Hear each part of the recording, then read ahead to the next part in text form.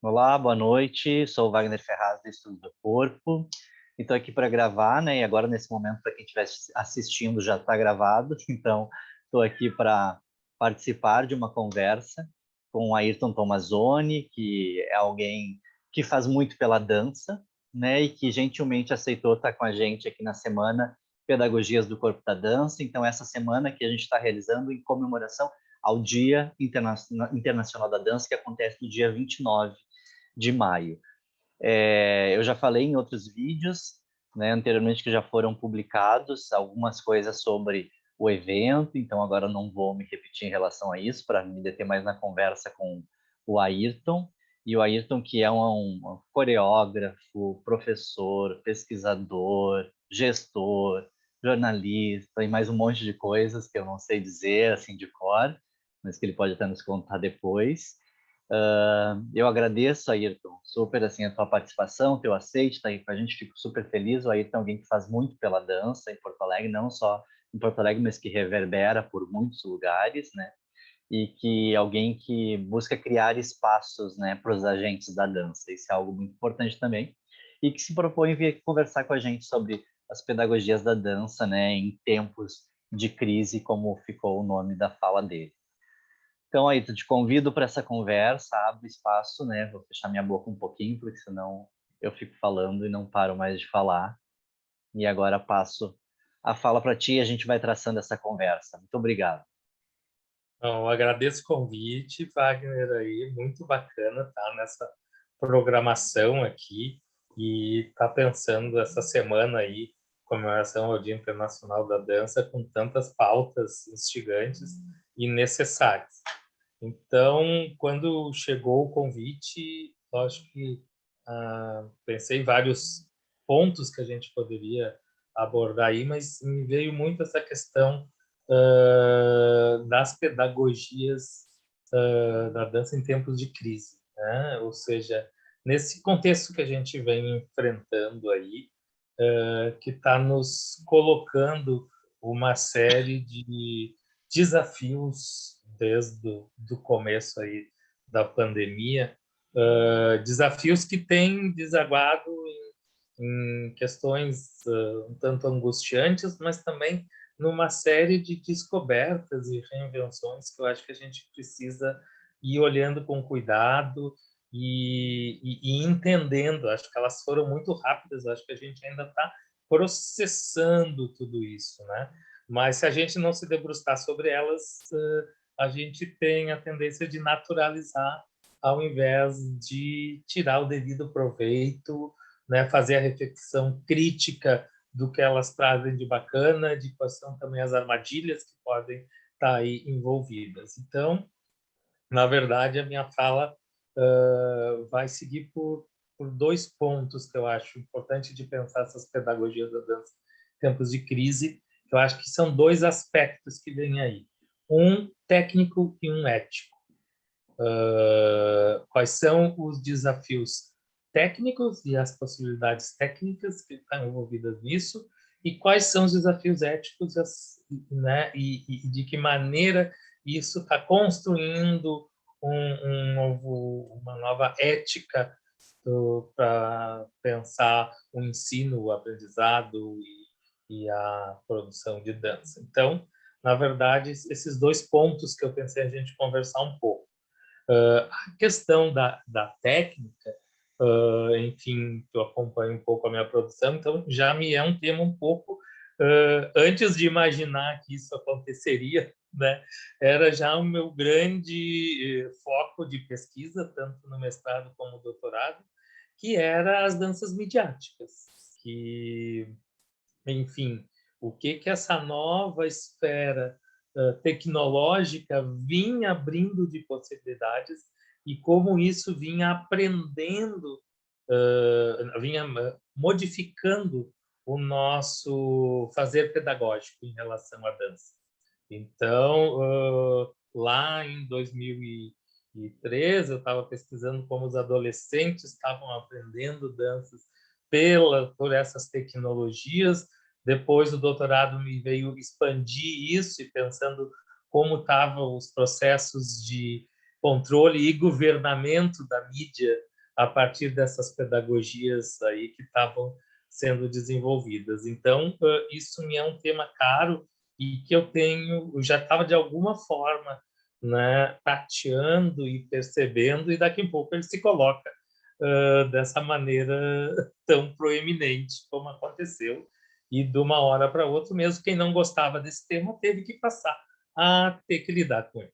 Então, esses novos circuitos, os novos suportes, os softwares, né, todas as coisas que tiveram que ser aprendidas para fazer o uso e operacionalizar, então, no isolamento, essas formas possíveis de produção de ensino da dança. Então, eu venho já produzindo algumas coisas, né, lá no blog Cena TXT, foi as coisas que, quando eu parei de escrever sobre a cena presencial e congelei por um tempo, eu dizendo, bom, mas eu tinha um blog sobre a cena, sobre o palco, agora não tem mais a cena e palco. Bom, mas então vamos entender que cena é essa que está se colocando para a gente, e daí começou a faltar tempo para produzir sobre tanta coisa que a gente foi percebendo que estava acontecendo.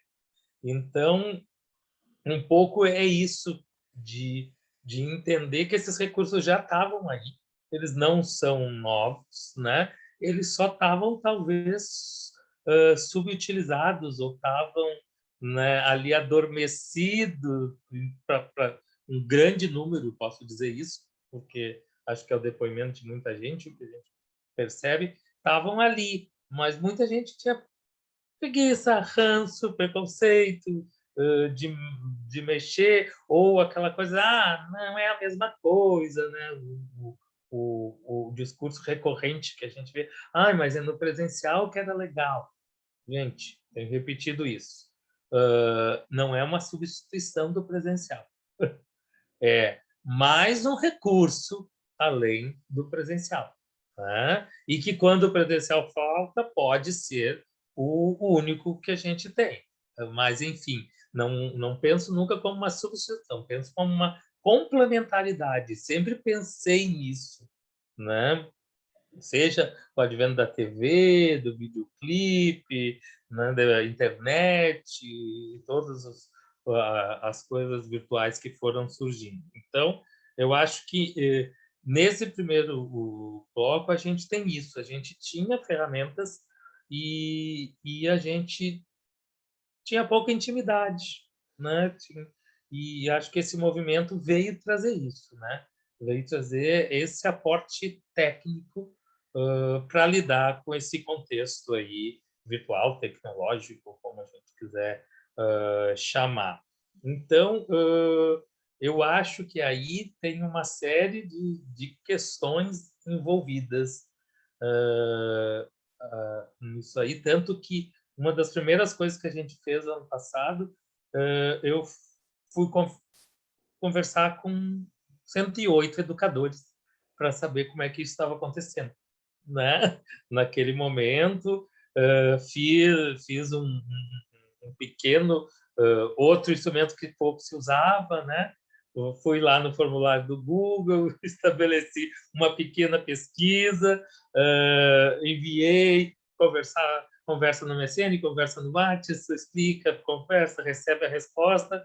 E a Ilza, do canto que trabalha lá no Centro de Dança, se uniu a mim. A gente acabou produzindo um e-book, porque foi um material muito rico que a gente percebeu, né? Primeiro, de que dos 108, 107 estavam em 2 meses já estavam dando aulas online. E o segundo, entendendo a dificuldade, muita dificuldade, sim, né? Porque muitos não operacionavam, mas e percebendo os ganhos que isso foi gerando. Então, assim, todas as dificuldades também, a gente sabe, estabilidade de rede, dificuldade dos equipamentos, né? O cansaço, muitas vezes, de ficar muito tempo durante a tela, tem todas essas coisas que estão no pacote. Mas tinha um outro pacote de coisas que nos chamou muito a atenção, que foi sendo apontado por esses educadores, como a questão, né, da abrangência e da amplitude de alcance. Esse foi o primeiro ponto que nos chamou a atenção, né, de quantas pessoas que não estariam fazendo aquela aula passaram a fazer. Seja porque na loucura da cidade não dá tempo de ir para um lugar para chegar do trabalho até o estúdio ou a escola de dança, ou porque não tem aquela aula na nossa cidade. E a gente sabe que Porto Alegre, por exemplo, a gente tem uma série de perspectivas, né, de linguagens que a gente não tem uma tradição de ensino em Porto Alegre e que talvez a gente só encontre em outros lugares do mundo, do país. Então, foi uma possibilidade de alcance de conhecimento inimaginável. Assim, daqui a pouco, né, quem não estava nem pensando em fazer aula passou a pensar. Então, isso foi a primeira coisa que a gente viu. Sim, alguns alunos não se adaptaram e saíram, mas surgiram outros que entender, né, que nem faziam parte e continuaram uma boa porção de quem já fazia se adaptando a isso. Então, isso foi um fato interessante da gente ver dessa nova possibilidade pedagógica aí, né, para a dança nesse tempo de crise. Eu mesmo tenho aluno de vários estados agora. Eu tenho a Eva dividido nas Schul, aulas de 10 estados. a Eva Schul tem aula de tudo que é de outros continentes, né? Tem aluno da Espanha, tem aluno do Canadá, e tem aluno dos Estados Unidos. Então, assim, se abriu, se perdeu, temos que reconhecer. Né? Alguns não se adaptaram, não funcionam nessa modalidade, mas se abriu uma série de outras possibilidades. E também uma questão, inclusive financeira, que eu não tinha pensado até a pesquisa, de que algumas pessoas, mas os alunos não tinham condições, às vezes, de pagar o transporte, por exemplo, para vir fazer aula de maneira tão frequente, né? As aulas puderam ser, né, às vezes, ter uma mensalidade mais barata, porque não precisava de todo o aparato físico da sala, da escola. Então, assim, também economicamente gerou umas soluções curiosas aí e importantes de serem percebidas. Então, a gente começou a perceber, né, de que tem uma série de aspectos aí envolvidos que a gente precisava começar a perceber aí. Então, estou apresentando aqui alguns, né, mas quem tiver depois, né, está disponível esse book já aí lá na página do Centro de Dança e tem outros textos aí que estão falando disso, mas é um pouco dessa perspectiva pedagógica que começa a se desenhar. Então, nesse alcance, né, nessa inclusão, por exemplo, no grupo experimental de dança, que a gente mantém desde 2007, pela primeira vez a gente teve 2 alunas do diversos corpos dançantes que se autorizaram a se inscrever, inclusive a Denise, que é uma muletante, que talvez tivesse muita dificuldade de trânsito, de deslocamento, e que foi uma das alunas mais assíduas e participativas. Então, acho que a gente tem que olhar para isso, né? De novo, sem excluir o que tem aí, que pode não estar funcionando também, mas tem uma coisa interessante, né? Que lógico que tem que ter todo o entendimento que é outra temporalidade, é outra espacialidade, e que daí gerou uma coisa que a gente identificou também, a necessidade de qualificação para essa nova modalidade de ensino, né? De pensar, não é transferir a metodologia simplesmente, né? Da aula presencial para frente de um suporte de uma câmara. Né? Era preciso pensar que esse funcionamento se dá numa outra perspectiva. Então, nesse sentido aí, que também a gente percebeu. E dentre as muitas coisas que a gente poderia comentar, uma coisa que me veio muito, que eu não tinha percebido também, é o potencial de memória que isso é gerado. Porque esse material fica, como esse aqui, ficará.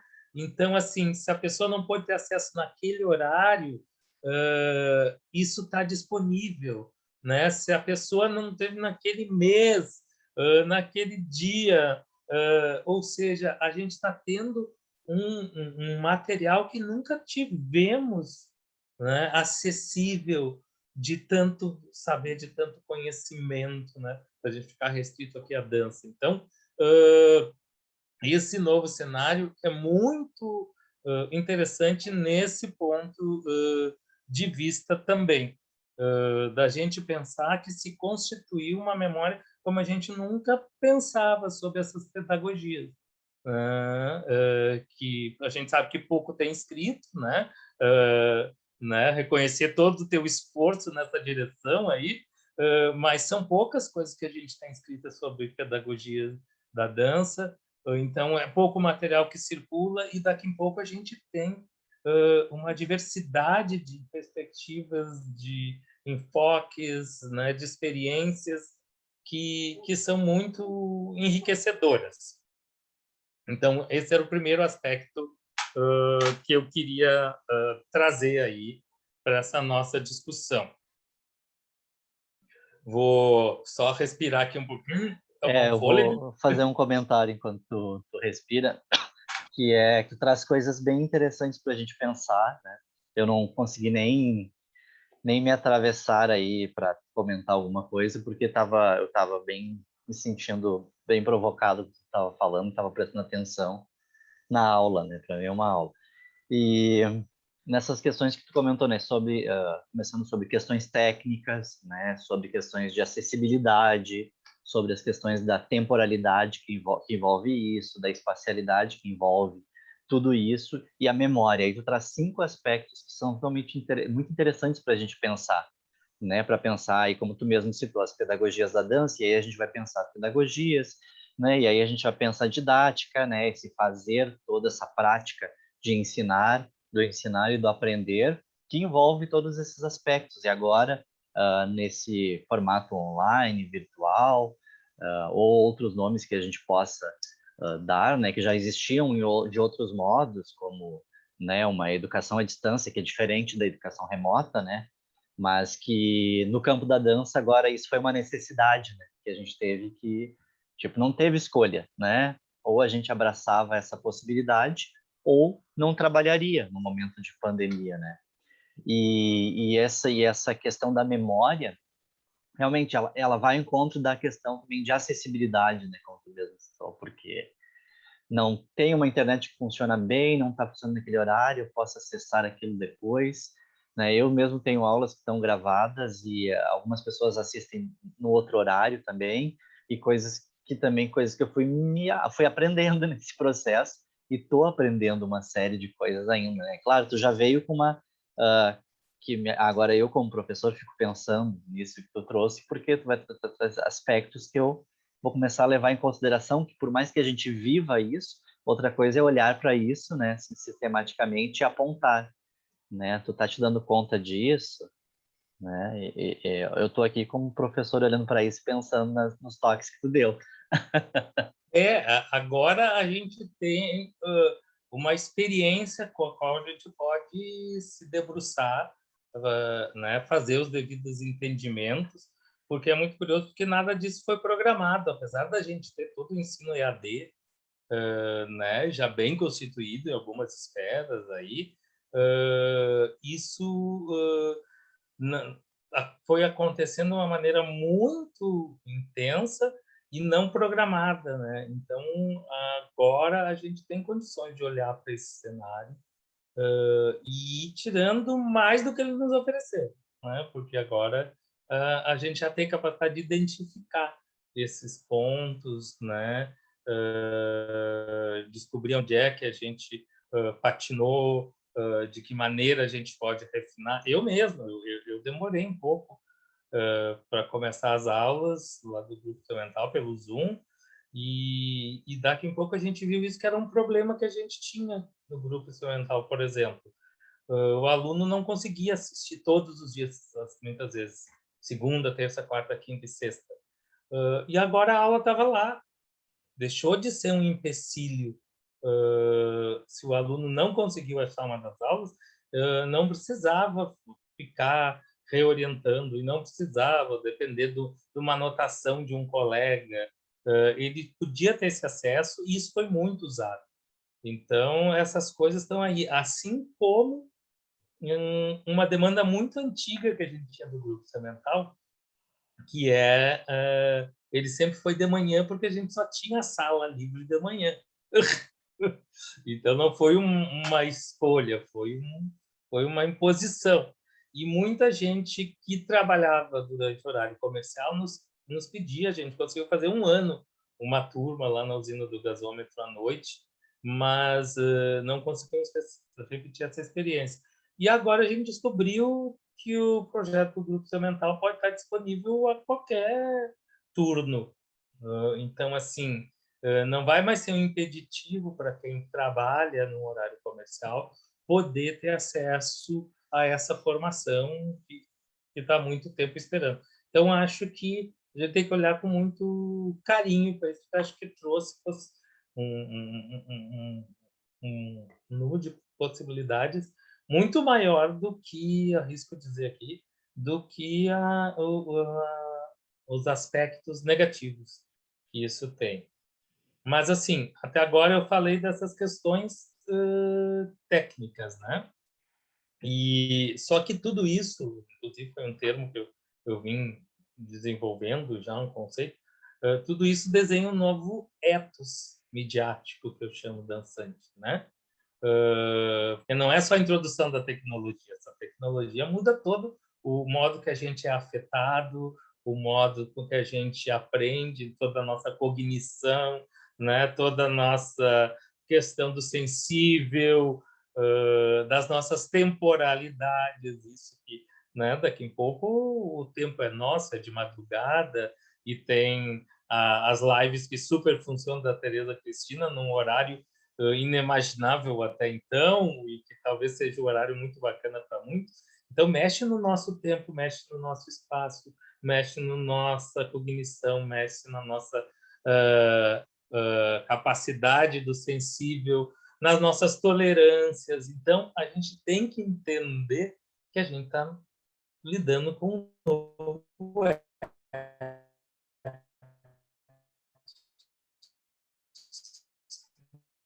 né?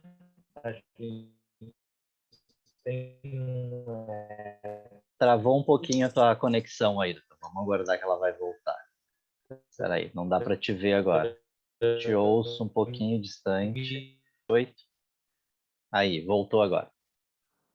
Então, é desse ethos mediatizado de dança que a gente tem que começar a entender, né? Não só como uma introdução de uma tecnologia, mas tudo do que essa tecnologia nos forja enquanto existência, enquanto condição, né, humana. Então, ela não toca simplesmente, eu estou diante de uma câmera. Não, tudo isso gera uma série de configurações aí que a gente precisa atender. Então, é esse segundo ponto aí que eu acho que toca na questão desta ética aí, desta pedagogia de dança nesse tempo de crise, que eu acho que é um aspecto que também gradualmente a gente vem começando a entender e que eu acho que é um outro universo fabuloso aí se a gente olhar para isso e começar a perceber o que realmente isso representa.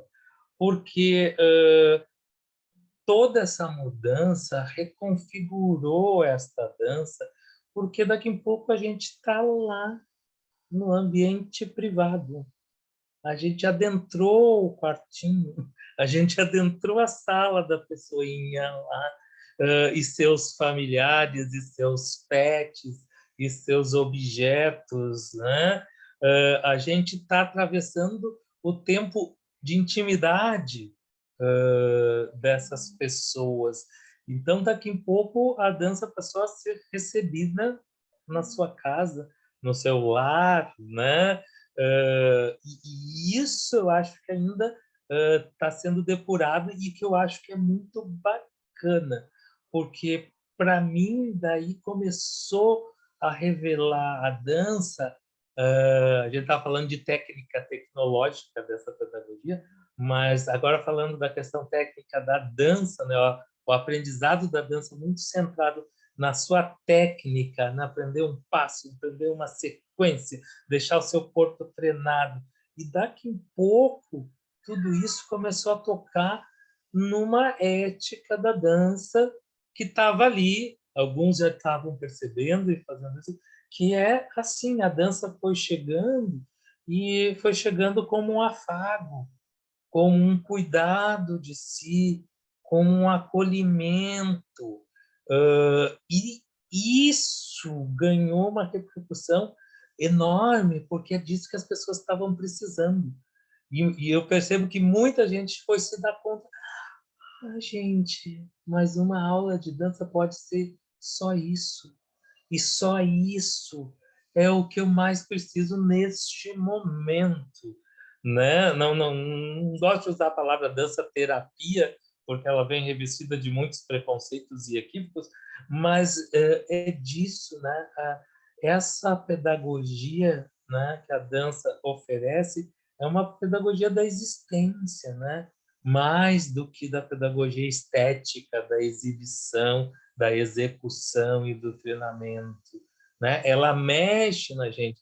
E daí isso eu estou achando muito significativo e muito importante, porque eu acho que esse novo cenário da crise trouxe isso com uma força e com uma intensidade que ainda não tinha aparecido. As pessoas começaram a perceber essa possibilidade e a importância que isso tem, mais do que formar um bailarino, uma bailarina, um coreógrafo legítimo, e continue, já estão aí, isso já está posto, mas se começou a valorizar isso que, de certa forma, era subvalorizado, da dança como uma configuração de um ser humano melhor, né?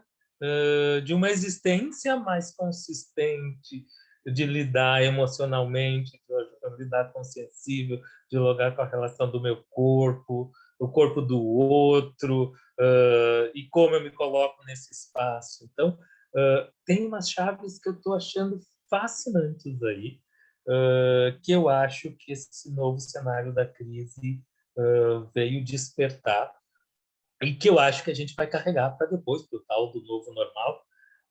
Discuto muito com os alunos como é que vai ser depois e eu fico me perguntando isso, assim, quem é que vai até um teatro, né, cheio de gente, depois de tudo isso? Vai para ver o quê?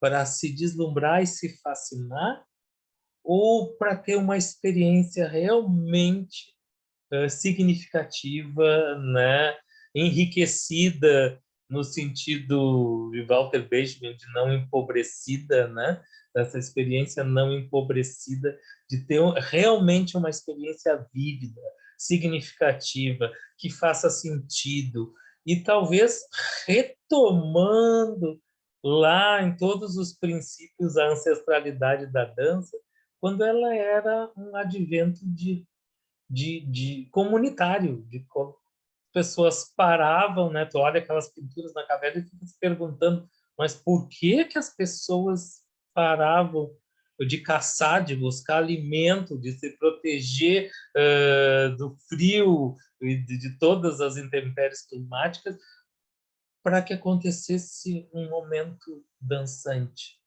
Porque aquilo tinha uma relevância existencial, né? Não era um mero entretenimento, como era diversão. Aquilo fazia parte do sentido de viver naquele momento.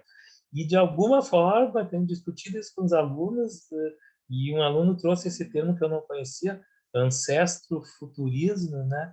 Que o futuro está na ancestralidade e talvez, olha que curioso isso, a gente está no, né, no meio todo tecnológico, de muita gente apocalipticamente falando da anulação do humano e tudo mais, e o pós-humano e não sei o quê. e daqui a pouco isso está mexendo no que a gente tem de mais humano lá, e está colocando a dança nesse lugar de reconexão, né? De conectarmos uns com os outros, porque quando a gente acha essas chaves para nós, a gente acha essas chaves com os demais, né? E acho que é o grande desafio do mundo hoje, talvez o maior de todos os desafios, dependendo dos problemas mais específicos que a gente aponte, é isso, né? Como conviver nessa diversidade cultural, como conviver com a diferença, como escutar o outro, como encontrar formas comuns no meio de tanta singularidade aí. Então, me parece que tudo isso acabou girando essa chave, né? E colocando isso aí na pauta necessariamente. Ayrton, eu acho que tu tinha que fazer um curso sobre isso, porque tu traz questões bem interessantes para a gente pensar. Eu quero fazer esse curso. Pensa bem nesse assunto, porque rende muito mais que isso. E tu vem trazendo questões que tratam tanto da nossa humanidade, assim, no sentido de tá falando de vida primeiro, né, das mudanças da nossa vida, que são mudanças técnicas e tecnológicas também, em meio a tudo isso que a gente está vivendo. E tu fala de uma ética de vida, né, de uma ética de vida que vai ao encontro dessas questões técnicas, tecnológicas, e também ao encontro das técnicas de dança, dos processos dançantes, né, esses atravessamentos todos. E faz esses destaques o tempo todo falando de como a nossa vida está em movimento, ou como a gente vai sendo produzido nesses processos. E tu ia falando, e eu fui vendo a minha vida, porque a gente vai se identificando com esses processos como se tu desse um diagnóstico, né, disso que a gente está vivendo, envolvendo as nossas questões profissionais, as nossas questões pessoais. Eu gostaria de te ouvir muito mais, acho que a gente tem que marcar mais encontros para conversar sobre isso, e a gente está, infelizmente, já se encaminhando aqui para o nosso tempo, para finalização, mas eu te lanço agora, eu abro espaço para tu quiser falar mais alguma coisa, fazer o teu fechamento ou fazer mais algum comentário. Fica à vontade, que o tempo é teu, tu decide até onde a gente pode ir. Não, acho que é isso, tá? Realmente eu acho que era isso. Eu fui desfiando aqui com os pensamentos quase que, enquanto eles estão sendo gerados, né? Tudo isso, eu gosto muito também disso que está acontecendo. E quando a gente conversou, né? Eu te disse que eu tenho dificuldade de gravar para uma câmera sem ter este outro comigo, né? Seja os alunos, seja um colega para um debate, um diálogo, porque eu acho que também isso é fundamental. Eu gosto muito de como o pensamento se desenvolve nisso. Então, assim, eu estou tecendo junto contigo tudo isso, e eu acho que isso tem sido muito bacana, essa potencialidade de tudo isso que está acontecendo. No fim, só para acabar também, nas aulas, eu percebo essa riqueza que se transformou. Sinto os alunos e alunas mais disponíveis para se manifestar, seja pela câmera, seja pela voz sem a imagem, que eu acho que é outra coisa fantástica. A pessoa pode se permitir, né, só ser escutada se ela tem uma questão de não querer deixar sua imagem, né, privar ela de se manifestar, o que acontece numa aula presencial muitas vezes, que entra mudo e sai calado, como a gente fala muitas vezes. E uma coisa fantástica que é aqueles chats, gente. Tu vai conversando com a aula e daí vai surgindo uma colocação e uma lembrança de um autor e um filme e um outro pensamento que veio, e no fim do encontro está tudo ali, né, registrado, e tu pode voltar naquilo. Então, assim, talvez eu tenha até que modular um pouco a minha empolgação com tudo isso, que possa me impedir de ver algumas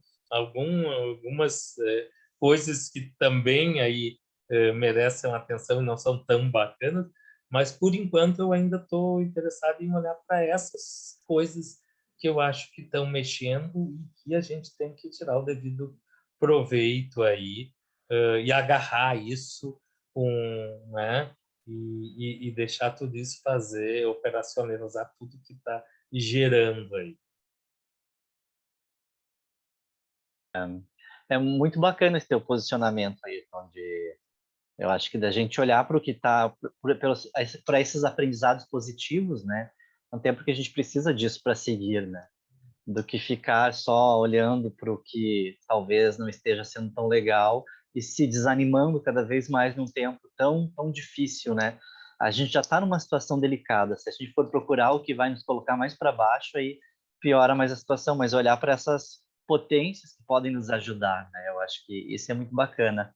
Mas eu gostaria de te ouvir muito mais. A gente tem que marcar mais conversa, sim. Eu te agradeço imensamente a atenção, o tempo, a aula que tu deu aqui para gente. E já aviso quem estiver nos assistindo, quiser deixar um comentário, uma questão aí embaixo, a gente pode acessar depois.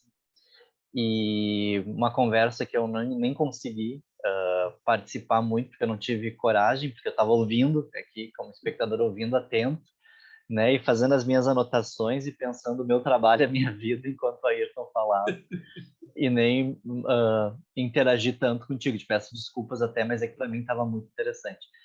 Então, muito obrigado, tá? E a gente segue nesse contato offline com quem quiser deixar recado ali, né? E vamos pensar em outras conversas também.